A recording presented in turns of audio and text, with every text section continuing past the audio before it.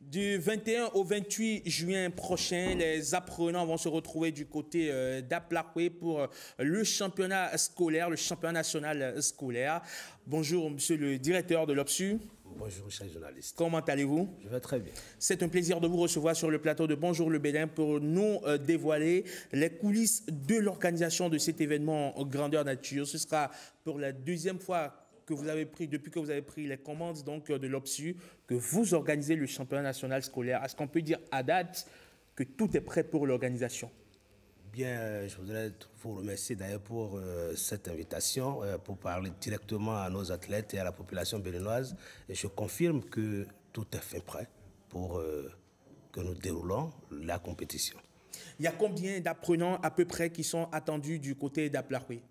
Bien, au jour d'aujourd'hui, nous avons 1488 élèves avec plus d'une centaine donc, de coachs. Nous avons 108 coachs.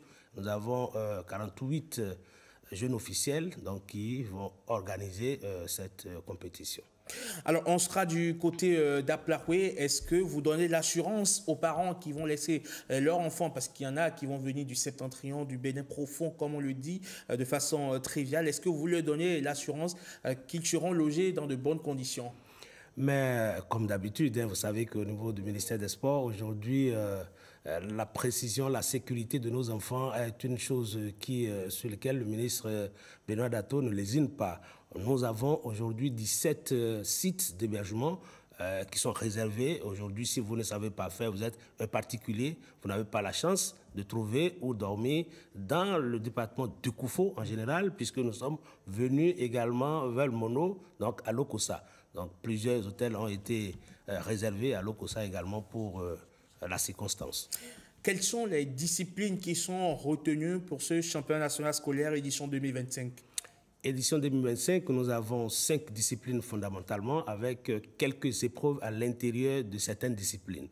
Alors, nous avons le foot féminin et masculin, nous avons le volley féminin et masculin, nous avons le hand féminin et masculin, nous avons l'athlétisme féminin et masculin et il y a le basket féminin et masculin, mais à l'intérieur du basket, nous avons une autre épreuve sur laquelle nous allons revenir. D'accord. Est-ce que vous pouvez nous donner en exclusivité cette épreuve, pourquoi pas? Ce sera du basket 3 contre 3? Exactement, c'est le basket 3 contre 3, puisqu'aujourd'hui, si vous vous rappelez, avec la participation du Bénin à toutes les compétitions régionales et internationales, nous n'allons que sur l'épreuve 3 contre 3. Donc, pour nous, au niveau du ministère des Sports, le ministre a souhaité à ce que nous donnons cette possibilité à tous les enfants qui viennent au niveau du championnat national scolaire de s'essayer.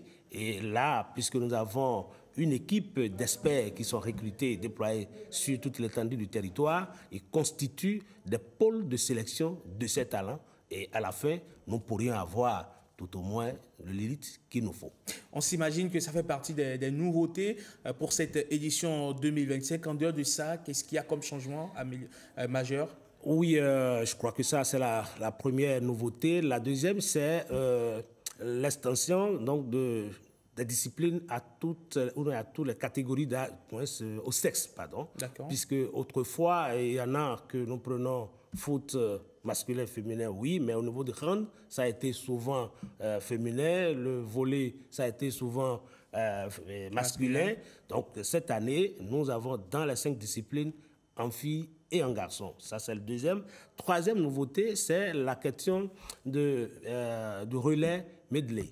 En fait, c'est au niveau de l'athlétisme où nous avons des jeunes qui pratiquent le 100 mètres, le 200, le 400 et le 800, sur lesquels nous allons les mettre autour du terrain parce que là également, nous avons constaté qu'en Serbie, la dernière fois, que nos jeunes athlètes ont performé au niveau de cette épreuve. On s'est dit, pourquoi ne pas déjà commencer par les initier à cette épreuve-là. Donc, ça fait partie des nouveautés de cette année.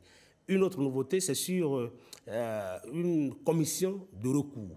Parce que là, toutes les fois, vous entendez, il y a des contestations. Le comité de règlement des litiges n'arrive pas toujours à trancher. Donc, on s'est donné une autre étape de recours. Lorsque nous ne sommes pas d'accord avec les résultats ou l'examen de ce comité, à qui s'adresser. Et là, ça permet en tout cas de donner plus de légitimité à ce que nous sommes en train de faire et la confiance à tous ceux qui participent à nos compétitions.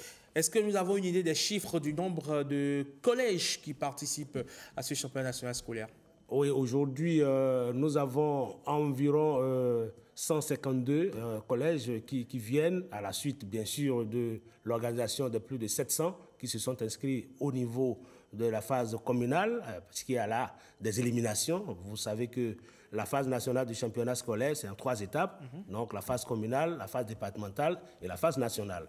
Donc, aujourd'hui, nous avons 152 environ donc de collèges, y compris aujourd'hui les privés.